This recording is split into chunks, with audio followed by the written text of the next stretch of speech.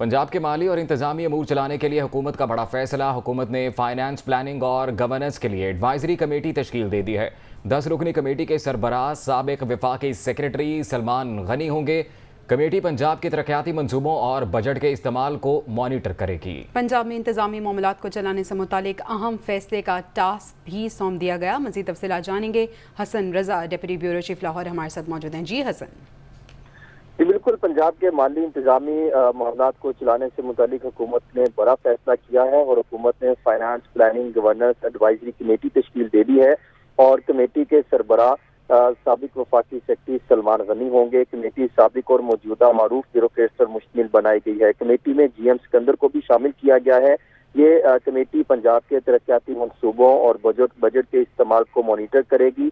पंजाब में मुआशी इस्लाहात पर अमल दरामद से मुतल्लिक पॉलिसी बनाएगी और उस पर अमल दरामद भी यकीनी बनाएगी।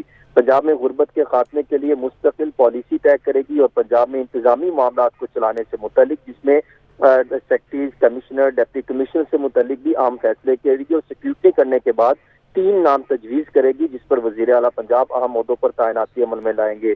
इसी तरह सूबे में सरमायाकारी के माहौल को बेहतर करने के लिए इक़दाम करेगी। ये वाहिद कमेटी है जिसमें चीफ सेक्रेटरी पंजाब को शामिल नहीं किया गया, जबकि इस कमेटी में additional chief secretary home, additional chief secretary Punjab, chairman PND, secretary finance समेत दीगर मुतल्लिका अफसरान शामिल हैं। और ये चौधरी परवेज लाई ने साबिक वज़ीर आज़म इमरान खान से मुशावरत के बाद ये फैसला किया, जिसके बाद ये इक़दाम अमल में लाए गए हैं।